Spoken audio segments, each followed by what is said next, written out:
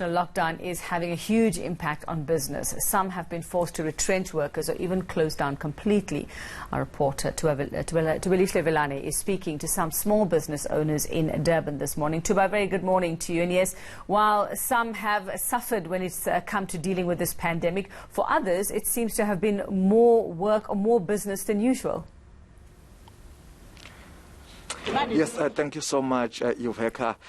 We've been talking about the increases of the number of infection a lot, but we have paid little attention about the effect of COVID-19 on small businesses. Last week, when we spoke to the provincial government, Premier Sihle Zikalala told us that the province has suffered a lot.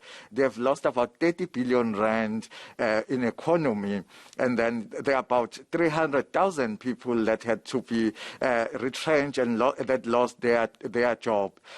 What we're trying to do now is to speak to the small business owners and to understand the impact on their side. Now I'm with Njabulo Mkhize. He's the owner of Crescent Feed Suppliers. Mr. Mkhize, thank you so much for your time. You're providing cleaning services. I understand that cleaning services have been regarded as essential services, but it wasn't just from the beginning. Just take us through how you were able to survive from level 5 up to now. Thank you, Tuba, and thank you for having me on eNCA. From the beginning, it wasn't exactly required as essential, the cleaning parts. It was only the sanitary parts where you provide sanitation to offices. So on the cleaning side, the majority of the cleaning services part of it was not essential, and we were not able to operate from then. So we were able to operate as soon as we obtained the permits under level 5 towards the end, because there was a backlog with the whole permits thing. Once the permits are sorted, we were able to operate, but then it was still even limited because we were only able to operate with people who are operational as well, because everyone else we're dealing with ordinarily was closed down due to the regulations. Now we're on level 3. How is the situation? How are you coping? Look, it's obviously a lot better now, but at the same time, not everyone is on good financial standing, like how they'd ordinarily be. So the difficulty now is that everyone wants your services, but not everyone can pay for your services.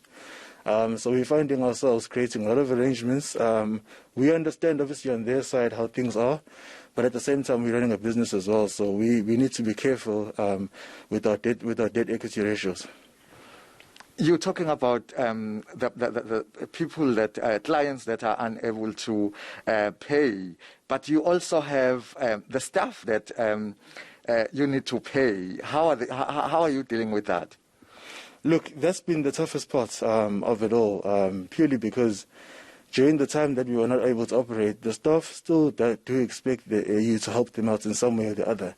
And I mean, when you're not operational, there's nothing coming in. So we had to dig deep into our savings and try to help out where we can. But at the same time, the staff did suffer a lot from the whole thing. They took a major blow because they've got their own expenses, which are generally according to what they usually get. So it hasn't been the same for them at all.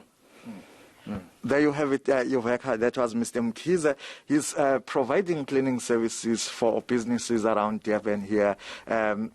He's telling us about how his business and employees suffered during this period.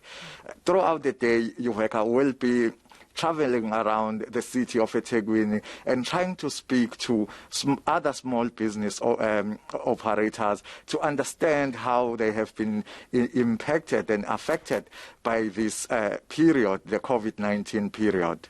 It's actually time now to focus, you're right, Tuba, on what has been happening on the ground, day-to-day living, and how people have been coping and not coping.